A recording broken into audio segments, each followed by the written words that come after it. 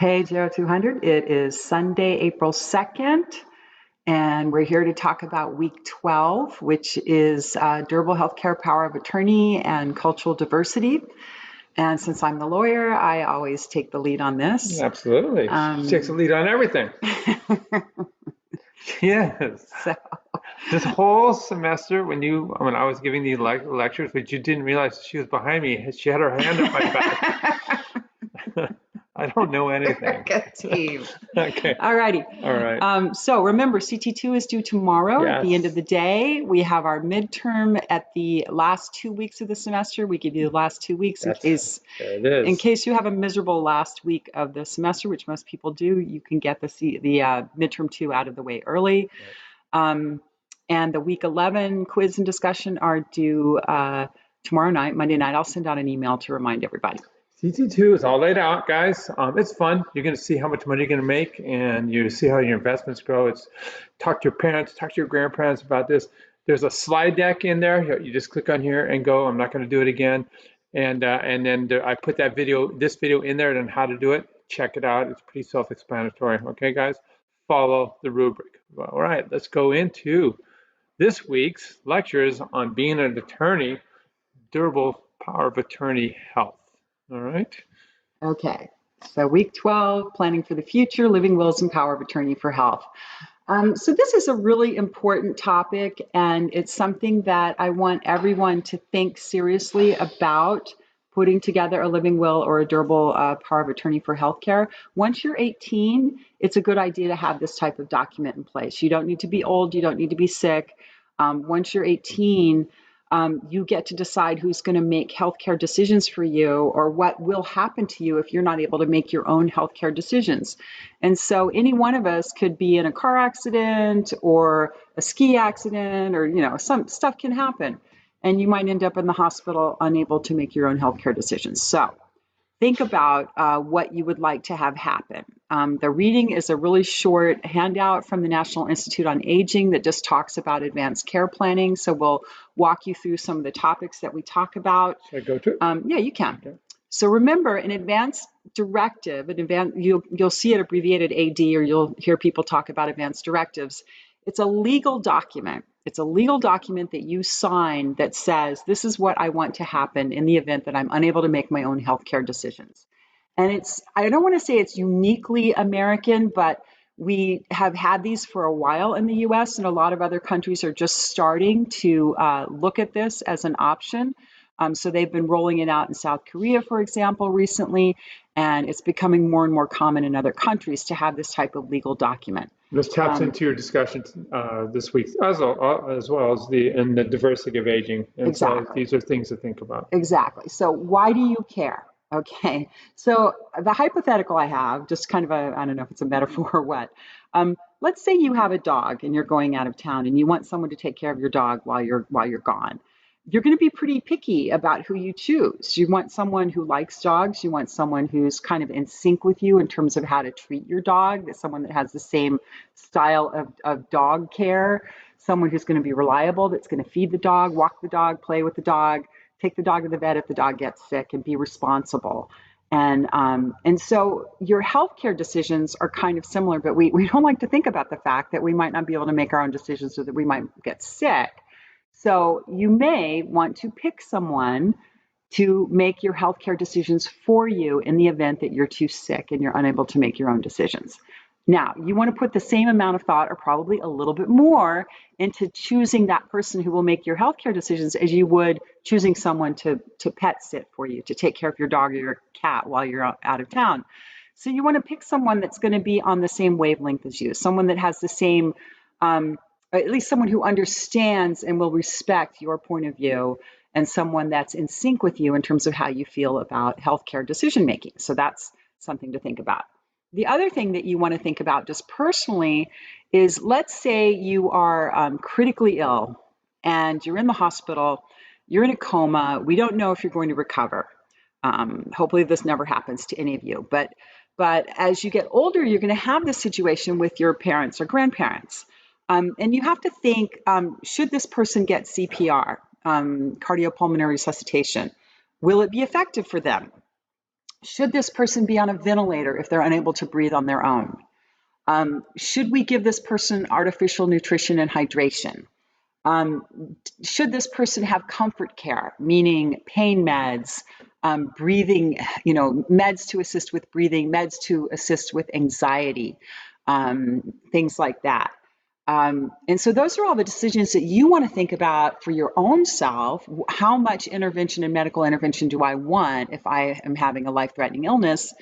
And who's the person that I think can make those decisions consistent with my values and goals if I'm not able to make my own decisions. And So, there's tons of examples, all through our history in the last 50 years, especially the last 15, 20 years, right, where people have been kept alive. They're essentially their brains aren't working anymore, but it's a huge emotional and financial burden for you if you keep them alive, and if you had just had this, for the family, that because there's infighting, is what I'm, getting to, yeah. and next, the person's alive for 10 years artificially, and if you had just had one of these durable power of attorney health filled out, you wouldn't have been that burden. So Yeah, and so we updated ours during the pandemic because I got nervous and said, "Hey, we got to have our ducks in a row." So we put together a durable power of attorney for healthcare for each of us and for our two sons, and I've named John to be my primary decision maker. If he's not able to act, because I'm a lawyer, I like to have layers and layers of protection. If he's not able to act, my oldest son would act. If he's not able to act, my youngest son will be the decision maker. And I trust all of them. And we've had conversations. I've had hundreds of conversations with John about what I would want and what I wouldn't want. And so he knows how I feel about healthcare decisions if I'm not able to make them myself. I want to talk a little bit about hospice care and palliative care because a lot of people don't understand those terms. Hospice care is something that is provided to people who are terminally ill. Your doctor needs to say, in the US, your doctor needs to say that you are expected to die within the next 6 months. Now, most people don't go on to hospice care until the last possible minute. The average amount of time on hospice care is maybe 2 weeks. But hospice care provides a lot of benefits. Again, pain medication, medication to help you breathe, medication to help with any sort of anxiety or distress that you might be feeling, and supportive social workers, supportive nurses, a lot of things that can help support for the family to help the families understand what's going on. And so I think hospice care is a very valuable thing that most people overlook until the very, very end of their lives. And research has shown that people who go into hospice care live longer and have a better quality of life than people who opt not to go into hospice care. plus So, on the other side, so my mom went into hospice care, and she was 95 years of age. She had a great life, but she did a downward spiral at the end, and it takes a lot of the kind of emotional weight off of your shoulders when you have these trained healthcare practitioners coming to your house. And so we decided, she was not in a facility. She lived at home her whole life, but we decided in my brother's house that this person would come by and give her comfort and nutrition. And she wasn't eating, so we weren't forcing that upon her. And then all the pain meds that she needed, and that way somebody else was looking in on her, and we would just go in there and we would have those good times with her during yeah. those last days. And so it enabled her to have a very peaceful, easy death. And one of the things they coached us on was we said, well, because she's not eating anymore, should we be giving her liquids? And the hospice nurse said, no, if you give someone who's bedridden IV fluids or liquids, it's going to settle in their lungs and make it harder for them to breathe. So it actually will make them less comfortable rather than more comfortable. And so that was a good tip for us because She we wouldn't have known that. she was aware. She knew what was going on. My mom had 100% was cognitively intact, and she just knew that it was her time. She even had a couple sayings, this time will pass, and da da Yeah, da da da, and all this this too shall stuff, pass. and this too shall pass. And she Yeah. was, she was set up. And then again, this made it so much easier on Julie and me, and then on my two brothers as well. Yeah. So then the other option for care that for people who are chronically ill is palliative care. In palliative care, you don't have to be terminal.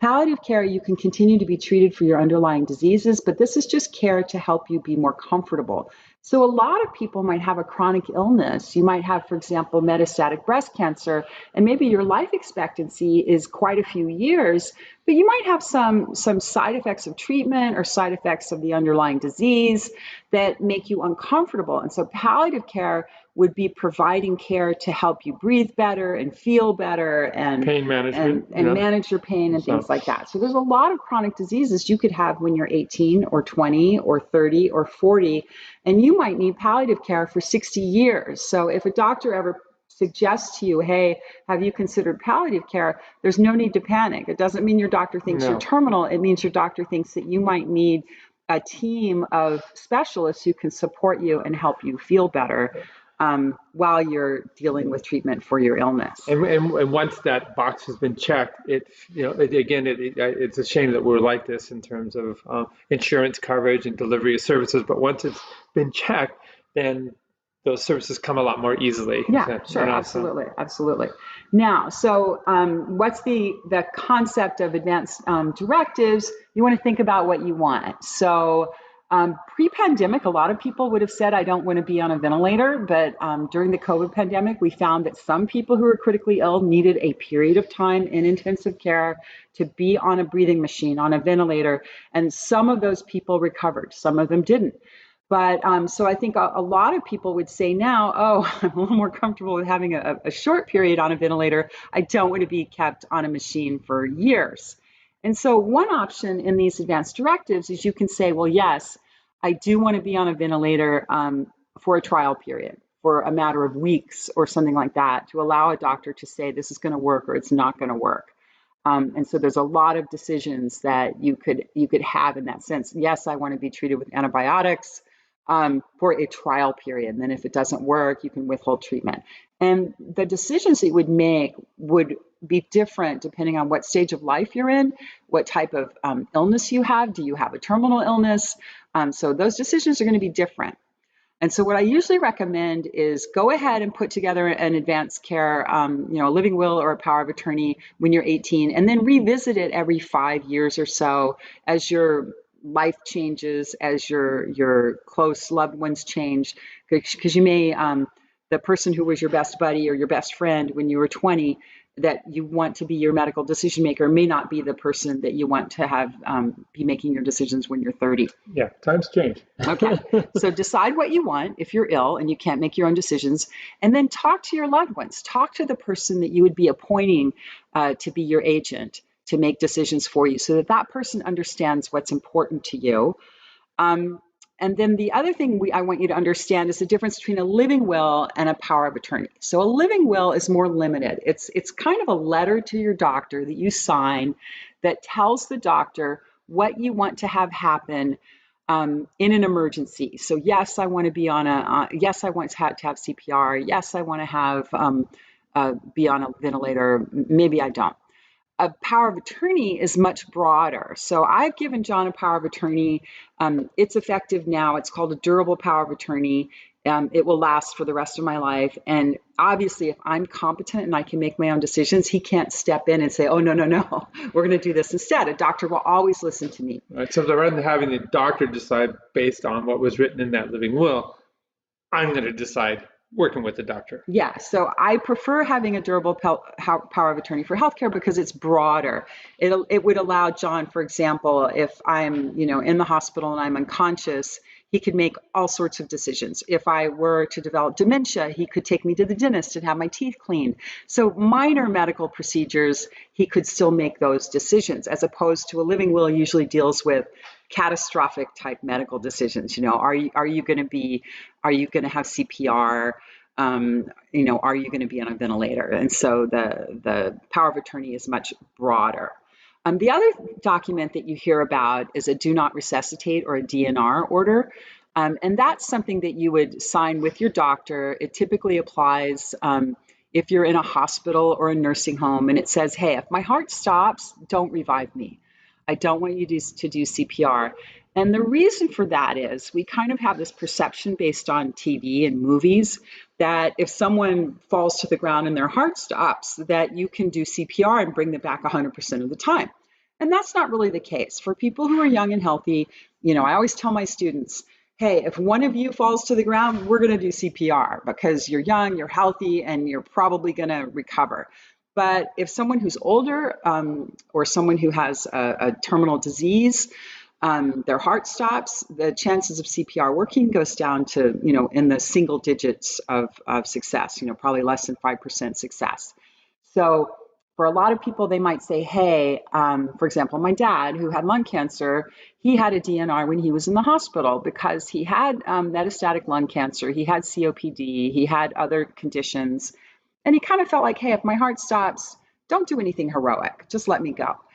And so it depends on who you are, whether or not you want to have a DNR. And then the DNI is do not intubate. Yeah. So putting the tube down there to help you And breathe. then more common, what is becoming more common, but is still kind of a new and emerging issue, is a POLST, a physician order for life-sustaining treatment. So that's like a DNR, like a do not resuscitate order, but it gives you more options.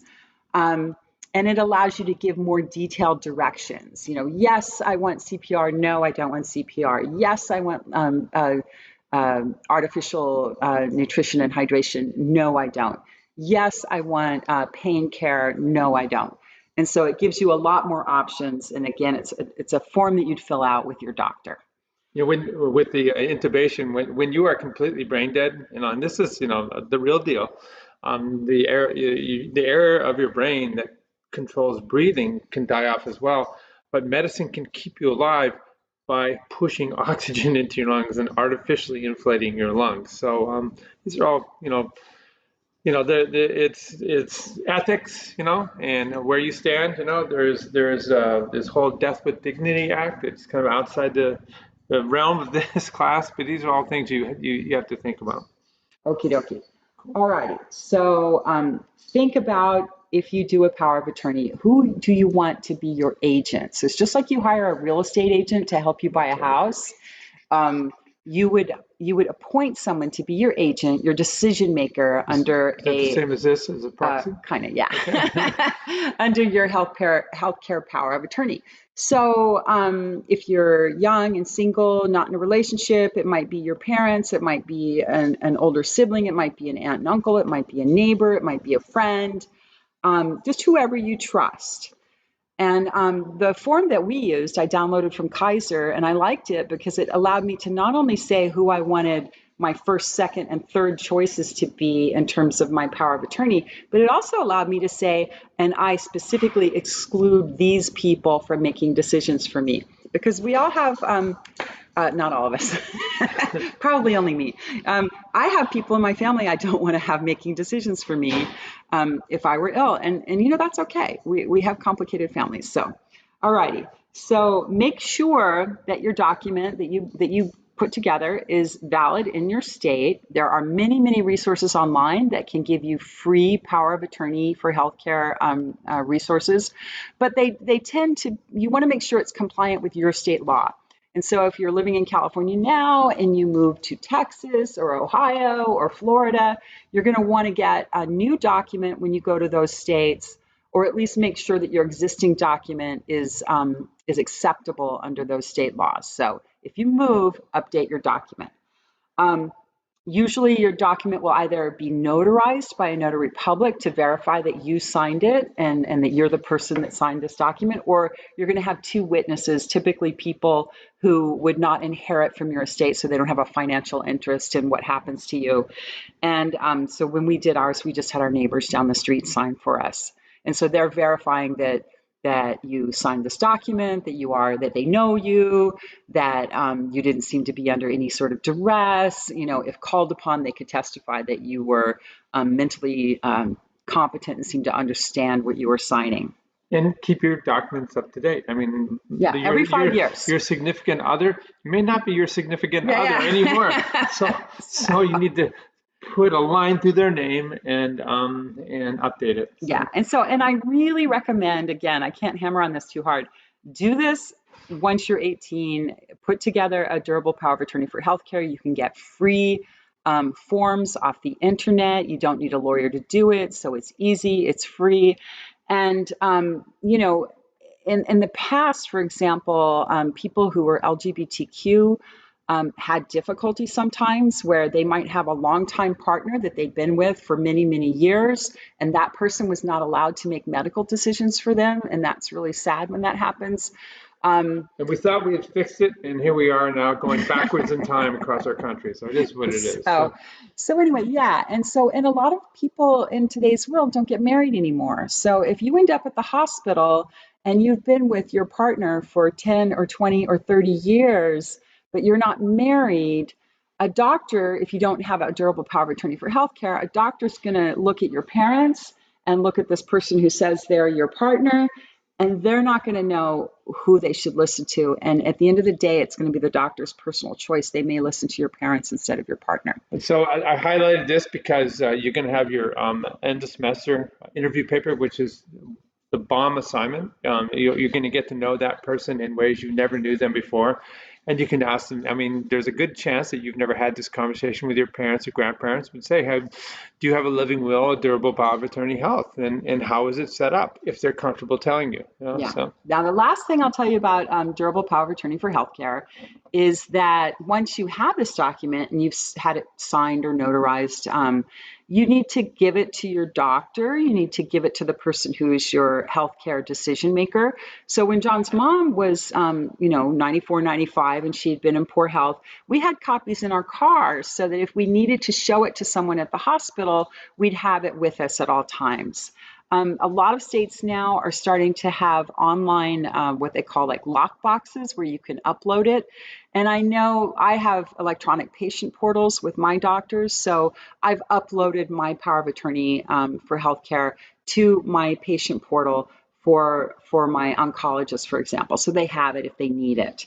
And so it's good once you have the document, don't just throw it into a drawer and forget about it. You've got to make sure the right people have it. Okay, and then just scroll down to I'm sorry, go back into the document. NIA document. There you go. Okay, so you can see Carrying Info is a great resource to get forms, and most states can use the same form. There's a handful, maybe 5 states that have specific requirements about who the witnesses can be, or specific requirements that add a little language to the form. But I recommend Carrying Info. I recommend scroll down. I think. American Bar Association has a great kit for people that want to put together a durable power of attorney for healthcare. Or you can do what I did. Every medical association, so California Medical Association, probably the California Bar Association. I Googled and found the Kaiser form. It doesn't really matter what form you use as long as you appoint someone, get it signed or notarized, and then you have it, and it's done, and it's easy, and it's free. So no reason not to do it. Okay, now go back to the thing. So one of the things I wanted to talk about, something that's a little bit unique, more to the US and different from other countries, is we're very big on personal autonomy and personal independence here. And as a result, we value maintaining the ability of older people to make their own decisions. And that rolls over into healthcare decision making. So older people are going to be able to make their own decisions. The doctor has an ethical duty in the US to explain the possible treatments, risk and benefits, alternatives to older people. And this can be different than a lot of other countries where the family maybe sits with the doctor and decides what's going to happen with the older person. And sometimes they don't even tell the older person what the diagnosis is or what the treatment is or what the prognosis is, how long they have to live, because they're trying to protect that older person. And so I always want to reinforce this with people, because it's so different in the US than it might be in other countries. We really want the older person to make their own decisions as long as they can. And so we're really pushing that respect for the person, allowing that person to act independently as long as they can, as long as they're able to understand their decisions and communicate their decisions. The doctors are going to do everything they can to help that patient maintain their ability to be independent and make their own decisions. Cultures are very different. That's Yes. why cultural sensitivity to all this is important. Yes. Okay. So the discussion is about cultural diversity, and we have a couple videos that you can watch that give you some ideas. And, why do I think this is important? When you're giving care to older people, you need to build trust. They need to be able to trust that you're going to be supportive of them, that you're going to help them, that you're going to give them the care that they need, that you respect them. And it can be very, very stressful for older people, for example, to go into long-term care, whether it's assisted living or a nursing home, to lose some of their independence and to lose some control over their lives.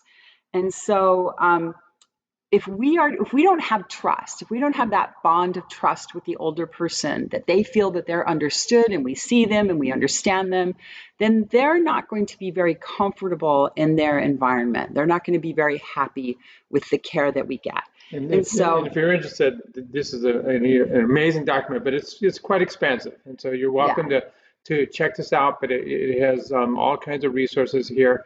And I'm just sorry to interrupt you, but just check these out, and then there's these hot topics you can look at right there. So we have to build that bond of trust so that we can have conversations where the older person says, "Hey, this is what I need. This is what I'm looking for," and they feel comfortable talking to us. Now, on the APA website, if you go in and out of some of the links, it'll talk about things like what are the changes that we're seeing in the U.S. We're seeing a growing group of Hispanic older adults, so that will soon be the largest group of older adults in the country. And so we need to be able to understand and appreciate the culture, the Hispanic culture, and understand where the people are coming from, what's important to them. And if you're delivering care to older Hispanic adults, understand their culture, understand what they're thinking about when they're communicating with you.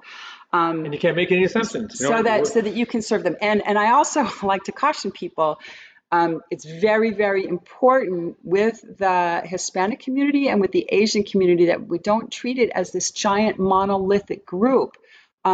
Obviously, you can be Hispanic from Mexico, and you're going to be different from someone who's from Costa Rica, who's from Spain, who's from Argentina, who's from Venezuela. It's all different. So appreciate the individuality and the differences of the people. And same thing for the Asian community. We have to appreciate that if you are from Malaysia or India or China or Japan, it's all different. Right. So religiosity is different. The way families band together is different. Everything's different. Food is different. I mean, and the importance of food in the culture. And you know what? We can't. I laughingly say this. We can't even lump together all the white people because white people are individuals too.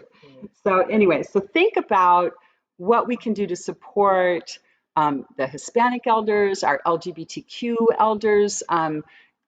Keep in mind that people that are in their 60s and 70s and 80s that are LGBTQ have come up during a time when marriage may not have been possible, when having kids was difficult, and they may not have support from their families. They may not have a lot of support. And so a lot of LGBTQ elders come up, and it gets to the point where they're older and they're trying to find a community, whether it's a long-term care nursing home or an assisted living or an independent living environment.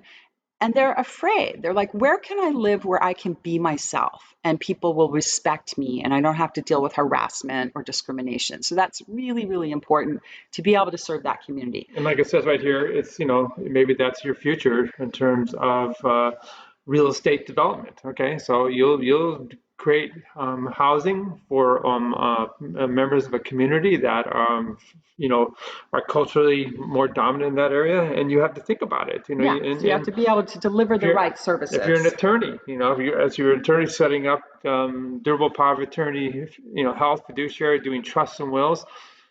You can't treat everybody the same, right? So you do need to do your homework about that. We need to think about, in terms of cultural diversity, we need to think about Black Americans. We need to think about the fact that Black Americans have higher cancer death rates. We need to think about the fact that we know from our Alzheimer's unit that Black Americans are more likely to develop Alzheimer's. And so that's going to create unique needs. We need to think about racism and the stress that racism causes, and the effects that that stress can have on health, and the effects that that stress that racism causes can have on the ability to trust in the medical establishment and to feel like, oh, I trust that this doctor at this nursing home is making good decisions for me. That was a big deal with the African American and Hispanic community during the pandemic. There was a general distrust, of the government and and of the of medical the medical establishment. establishment. Yeah. So that's why setting up clinics that get the culture where they're where the clinic is being set up is super important. So Yeah. you can go work in a hospital that services a community, then part of your marketing and also just the way you deal with your patients has to include this. Yeah. And so, we've talked about our Hispanic community, our Asian community, our LGBTQ community, our Black community, and every possible little group that you can think of has unique needs and unique ways, unique values and unique things that are important to them. So if you're delivering long-term care and supportive care to these elders, you need to think, what's important? What music do they like? What food do they like? What holidays do they celebrate? What religions might be important? Are my staff members able to communicate if these elders don't speak English well? Are my staff members able to communicate with them in their native language in a way that they're comfortable? Are the materials, the printed written materials that we have in our community, in our long-term care facility, are they translated into different languages? And so we've really got to think about all of these issues in order to build a bond of trust with the elder community and to be able to give good services. Awesome. So I think that's We're everything good. that I have. Very cool. We'll send out an email with reminders for CT2 and some tips on how to make sure you get full credit. And get excited about the final paper. Like talk to your parents and grandparents about these legal issues that we're talking about. You can talk about things like beneficiaries in terms of finances. Are you and your brothers or whoever written into as beneficiaries? And if there is, not everyone's comfortable talking about money, so we understand if your parents are like, no, we're not talking about that. It's good to know, and to ask them about, hey, I just got I had a great assignment about financial planning. I want to learn more. And I will say one of the things I'm so happy I did before my dad passed away. He passed away in February. One of the things I'm so grateful that I did is a year or two ago, I sat with my iPhone and I interviewed him and I said, tell me about what your life was like when you were growing up, and where did you go to school, and what did you do, and where did you live? And he lit up and he was so happy to talk to me and to tell me stories about his family and his parents and grandparents and his community. And it was really, really cool. And so I have all these little short videos of him saved on my Google Drive. So I did the same thing with my mom. When was that? About 8 years ago with my mom, and it's great. So, my kids can look at it, and if they ever procreate, their kids can look at it. No pressure. No. Who cares? All righty. All right. Okay. Thank you. And guys. fight on. Peace. Fight on.